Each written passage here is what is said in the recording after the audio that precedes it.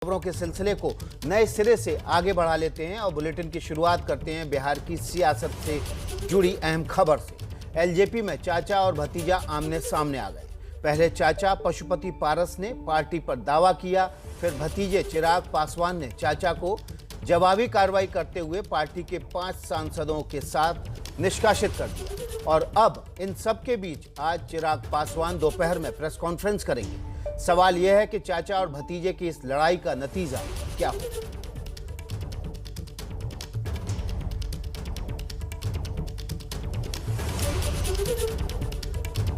चिराग पासवान जिंदाबाद जिंदाबाद जिंदाबाद, लोक जनशक्ति पार्टी जिंदाबाद जिंदाबाद जिंदाबाद। एलजेपी की कमान को लेकर जारी महाभारत की ये तस्वीरें पटना की हैं, जब मंगलवार को चिराग समर्थकों ने पशुपति पारस समेत 5 सांसदों के पोस्टर पर पटना में कालिख पोत दी।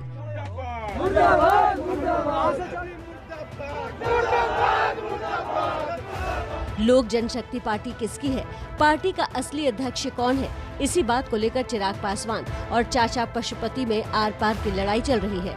मंगलवार को चिराग पासवान ने 6 में से 5 सांसदों को लेकर अलग गुट बनाने वाले पशुपति पारस समेत 5 सांसदों को पार्टी से निकाल दिया, तो बागी गुट ने चिराग को ही अध्यक्ष पद से हटाते हुए बाहुबली नेता सूरजभान सिंह को कार्यकारी अध्यक्ष घोषित कर दिया। सांसदों को लेकर अलग हुए पशुपति पारस असली पार्टी और नेता होने का दावा कर रहे हैं। हम लोगों ने पार्टी के कार्यक्रम से नाखुश थे। हम 5 सांसद ने मिलकर माननीय लोकसभा अध्यक्ष जी को दिया कि भाई आप नेता का परिवर्तन करिए। डेमोक्रेसी या नेता का परिवर्तन सब दल में होता है। चिराग ने चाचा पर धोखेबाजी का आरोप लगाते हुए होली के दिन लिखी एक चिट्ठी भी सार्वजनिक की है, जिसमें पिता रामविलास पासवान और पार्टी के एहसानों का चिट्ठा खोलकर रख दिया।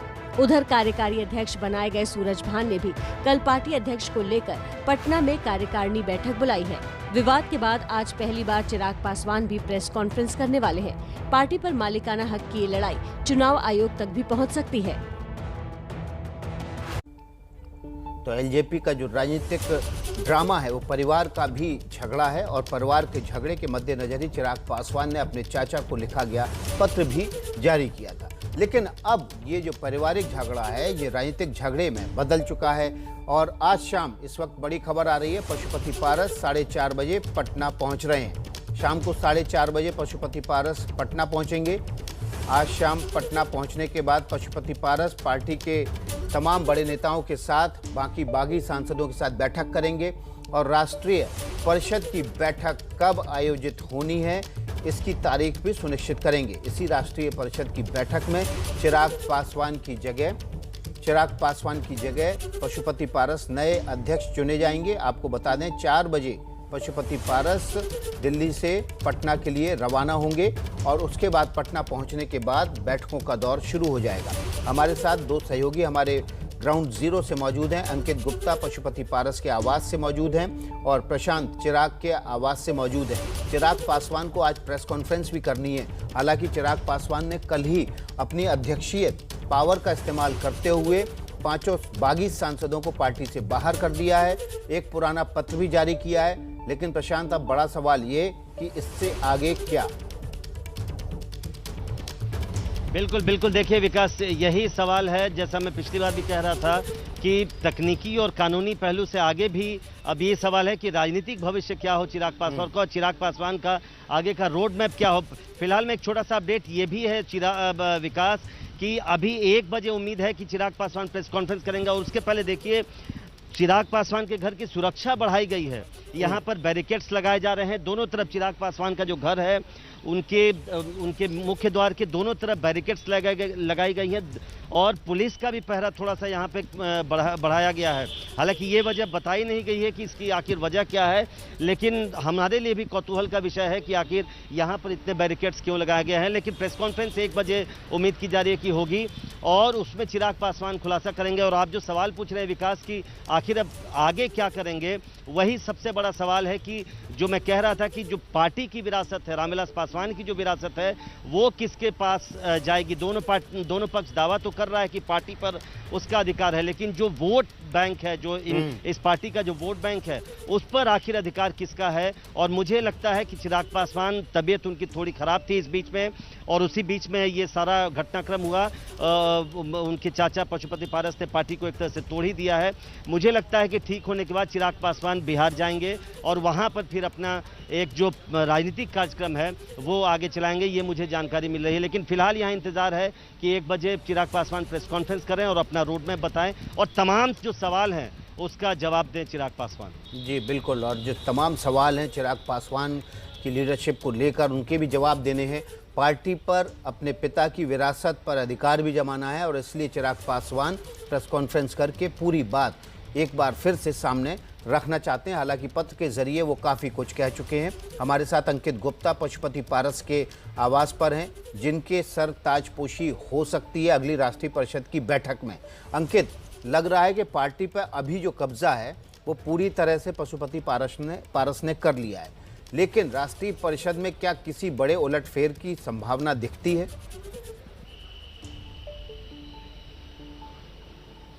विकास, फिलहाल तो अभी जो तस्वीर है उससे तो वो उलटफेर की संभावना नहीं दिखती। इससे पहले 2 अपडेट देना चाहूँगा। पहली अपडेट ये है कि पशुपति पारस के बारे में जानकारी मिल रही है, मैं उनके घर के बाहर मौजूद हूँ, कि 2 बजे के बाद वो यहाँ से जो है रवाना होंगे और करीबन 4 बजे के आसपास वो पटना पहुँच जाएंगे। पहला अपडेट ये है। और दूसरा अपडेट ये भी है कि पशुपति पारस अभी हमको यहाँ पर गेट के अंदर नजर आ रहे थे। जब उनसे सवाल पूछा तो उन्होंने कहा कि मैं कुछ देर में आप लोगों से बात करता हूँ। तो उम्मीद हम कर रहे हैं कि एबीपी न्यूज़ के कैमरे पर जल्द ही पशुपति पारस अपने कुछ सवालों का जवाब देते हुए नजर आएंगे। इसके बाद में तीसरी महत्वपूर्ण चीज जिस बात का जिक्र आप और प्रशांत कर रहे थे, अब इस पार्टी का क्या होगा, चिराग का क्या होगा। तो फिलहाल अभी जो पिछली कुछ देर में मैंने कुछ कानूनी जानकारों से बात की है, तो उनका साफ तौर पर यह कहना है कि अब यहाँ पर यह देखा जाएगा कि किसने फैसला पहले लिया, कौन सा गुट जो है किसने फैसला पहले लिया, किसने चुनाव आयोग में जो मिनट्स होते हैं मीटिंग के वो जानकारी दी है, और उसके आधार पर चुनाव आयोग सारे कानूनी तथ्यों को देखते हुए, प्रावधानों को देखते हुए तय करेगा कि किसकी जो है यहाँ पर किसका दावा मजबूत है। और फिलहाल जैसी जानकारी निकल के सामने आ रही है कि मीडिया में 2 कल खबरें आई हैं। पहला कि पशुपति पारस का जो गुट है उसने चिराग पासवान को उनके अध्यक्ष पद से हटा दिया, और दूसरा चिराग पासवान गुट से खबर आई कि चिराग पासवान ने इन 5 सांसदों को हटा दिया। तो ऐसे में देखना यह दिलचस्प होगा कि जब मामला जो है कानूनी पहलू पर आएगा और चुनाव आयोग के सामने जाएगा तो चुनाव आयोग मान्यता किसको देता है, क्योंकि यहाँ पर चिराग पासवान के अपने दावे हैं। जो पशुपति पारस है उनका यह कहना है कि जो कार्य समिति की बैठक बुलाई गई है और जो राष्ट्रीय कार्य परिषद की बैठक बुलाई जाएगी उसमें अध्यक्ष पद का फैसला होगा, लेकिन चिराग पासवान को अध्यक्ष पद से हटा दिया गया है। तो इस तरीके के जो दोनों पक्षों के अपने दावे हैं, लेकिन अब पूरा खेल जो फंसा है जाकर के कानूनी पहलू पर, और कानून किसके पक्ष में फिलहाल अगर हम शुरुआती तौर पर, हालांकि अभी बहुत शुरुआती तौर पर है, इस मामले में बहुत सारे तथ्य सामने आने हैं, लेकिन कुछ हद तक हम ये जरूर कह सकते हैं कि पशुपति पारस का पल्ला भारी हो सकता है, जिस तरीके से शुरुआती जानकारी सामने आई है। फिर दोहरा रहा हूं, ये शुरुआती जानकारी है, पूरा मामला अब कानूनी पेच में फंसेगा और उसके आधार पर तय होगा कि चुनाव आयोग किसको मान्यता देता है या किसको मान्यता देता है, और कोर्ट में ही तय हो पाएगा कि आखिर पार्टी पर कब्जा किसका रहेगा। लेकिन फिलहाल पलड़ा जो है पशुपति पारस का भारी दिखाई दे रहा है। आप दोनों बने रहिए मेरे साथ। एक तरफ चाचा हैं और दूसरी तरफ भतीजे हैं। चाचा भतीजे में वर्चस्व की इस लड़ाई में कोई झुकने को तैयार नहीं है। चिराग पासवान के चाचा पशुपति पारस से एबीपी न्यूज संवाददाता प्रशांत ने बात की। पशुपति पारस का कहना है कि वो पार्टी के असली नेता है। हमारे साथ हैं पशुपति पारस, जो अब जो 5 लोजपा सांसद हैं उनके नेता हैं लोकसभा में। 6 सांसद, माफ करिएगा, 6 सांसद चिराग पासवान भी हैं, लेकिन उन्होंने आज एक उनका दावा है कि राष्ट्रीय कार्यकारिणी की मीटिंग हुई वहां पर और उन्होंने आप 5 को ही निकाल दिया है पार्टी से, क्या कहेंगे? देखिए, देश संविधान पर चलता है ना, संवैधानिक व्यवस्था है और डेमोक्रेटिक सिस्टम है अपने देश में। पार्लियामेंट, पूरे देश की जनता ने पार्लियामेंट के मेंबर को चुन के भेजा और पार्लियामेंट सर्वोपरि संस्था है। हम लोगों ने पार्टी के कार्यक्रम से नाखुश थे। हम 5 सांसद ने मिलकर माननीय लोकसभा अध्यक्ष जी को दिया कि भाई आप नेता का परिवर्तन करिए। डेमोक्रेसी या नेता का परिवर्तन सब दल में होता है। तो बहुमत था, तो माननीय लोकसभा अध्यक्ष जी ने देखा और अब वो सचिवालय से कल नोटिफिकेशन हो गया कि 6 सांसद की जो लोजपा पार्टी है, जिसके संसदीय दल के नेता श्री चिराग पासवान जी थे, अब उनके स्थान पर श्री पशुपति कुमार पारस नेता बने। यही तो हुआ जो संवैधानिक है। अब कोई कहे कि हम ये कर देंगे, वो कर देंगे, वो गलत है। लेकिन पारस जी, वो तो संसदीय दल की बात हो गई, वो तो ठीक है, लोकसभा अध्यक्ष ने फैसला कर दिया। पार्टी का अब क्या होगा? क्योंकि आप लोगों ने कहा कि चुनाव होगा, नेशनल एग्जीक्यूटिव की बैठक होगी परसों, पार्टी का चुनाव होगा, जिसके पक्ष में नेशनल एग्जीक्यूटिव के अधिक से अधिक सदस्य होंगे, वो राष्ट्रीय अध्यक्ष निर्वाचित घोषित होंगे। लेकिन शाम को जो बैठक हुई, हम लोग वहाँ भी थे, सुबह में आपके यहाँ भी थे, नहीं वो कह रहे हैं कि 76 में से 41 लोग उनके साथ हैं। ये इसलिए मैं ये पूछ रहा हूँ क्या कि 76, उनका ये दावा है, तो आप भी जो कह रहे हो कि पूछिए कि लिस्ट है नेशनल एग्जीक्यूटिव का। नेशनल एग्जीक्यूटिव का लिस्ट आज तक चुनाव आयोग के यहाँ है ही नहीं। मतलब पार्टी की तरफ से जमा? अब उनसे पूछिए ना भाई, वो तो राष्ट्रीय अध्यक्ष है, वो नहीं बतावेंगे, हम तो नहीं बतावेंगे। लेकिन हमारे पास में बहुमत है। आपको जब भी चुनाव होगा तो आपको पता चल जाएगा कि बहुमत किसके पास है। ये मामला तो अब इसका मतलब चुनाव आयोग के पास जा गया, क्योंकि वो दावा कर रहे हैं। क्या आप लोग चुनाव आयोग के पास जाएंगे पार्टी के लिए? चुनाव आयोग के पास जब बहुमत हमारे पास हो, चुनाव के क्यों जाएंगे? नहीं जाएंगे। जो जिनको विश्वास नहीं है डेमोक्रेसी पर, वो जाएंगे चुनाव आयोग के यहाँ। आखिरी 2 सवाल है। पहला सवाल जो जुड़ा है, जो सब लोग पूछ रहे हैं आपसे, कि एक चिराग पासवान ने ट्वीट किया आज, उसमें कहा कि 29 मार्च को उन्होंने एक पत्र लिखा था आपको, 6 पन्ने का पत्र उन्होंने जो ट्वीट किया है उसमें हम लोगों ने देखा, और उसमें कई बातें लिखी कि किस तरीके से।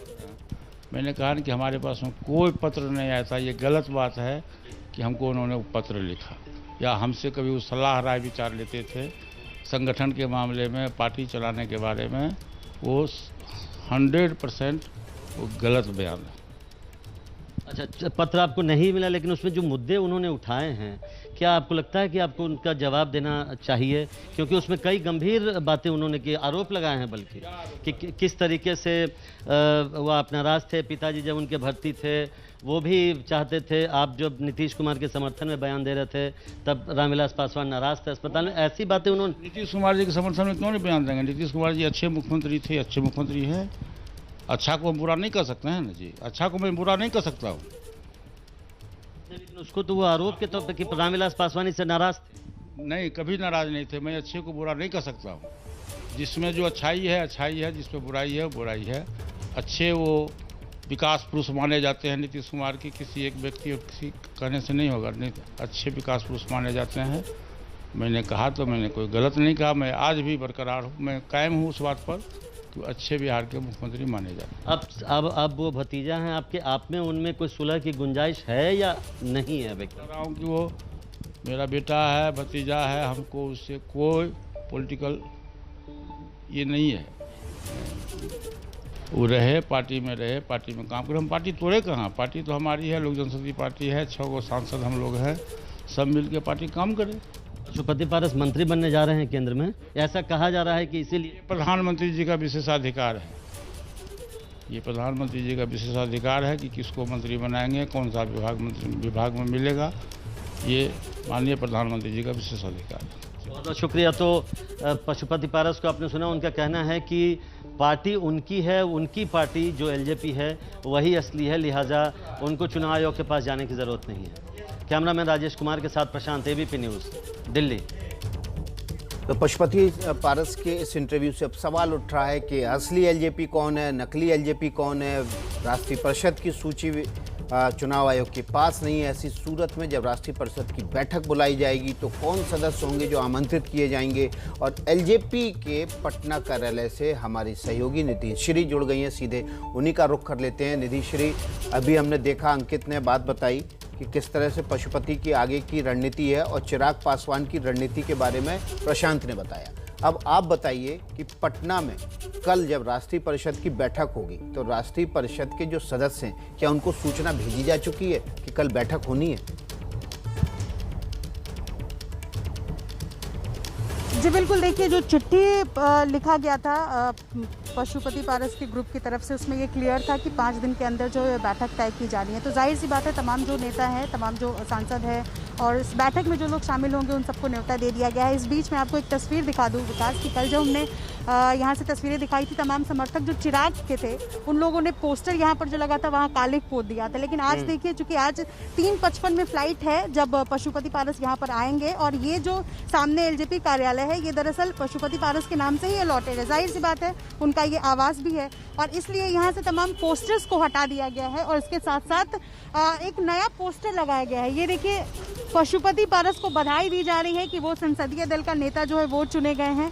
इस तरीके के पोस्टर जो है पूरे इस सड़क पर, चूंकि ये जो रास्ता आप देख रहे हैं ये एयरपोर्ट से जाने वाला रास्ता है, तो इसलिए जैसे ही वो एयरपोर्ट से उतरेंगे तो पूरा बिल्कुल माहौल जो है वो पारस गुट से की तरफ से बनाने की तैयारी जो है वो शुरू हो गई है। अलग अलग पोस्टर्स लगा करके बधाई दी जा रही है। तो जाहिर सी बात है एक जो दबाव है वो तो साथ में बनाया ही जा रहा है, लेकिन इसके साथ साथ क्या आने के बाद वो सीधा यहाँ पर आकर के आज मिलते हैं तमाम नेताओं से, ये भी देखना दिलचस्प होगा। लेकिन इससे पहले जो बिल्कुल माहौल सेट है और जो कल जो काली पोता गया था अध्यक्ष के बोर्ड पर वो सब भी हटा दिया गया है। तो कहीं ना कहीं दोनों समर्थक, आज हम ये भी ऐसी तस्वीरें भी यहाँ पर देखी जा सकती है कि दोनों गुट के जो समर्थक है वो यहाँ पर पहुंचेंगे और इस तरीके की तस्वीरें फिलहाल ये उम्मीद की जा रही है कि लोग आएंगे और भिड़ सकते हैं। बिल्कुल, एक टकराव की स्थिति भी बन सकती है वहाँ पर। निधि श्री वहाँ मौके पर रहेंगी। सबसे पहले खबर इस मामले से जुड़ी हुई जो भी होगी एबीपी न्यूज़ पर आप निधि श्री के जरिए देखेंगे। बहुत बहुत शुक्रिया आप तीनों का इस खबर पर जानकारी देने के लिए।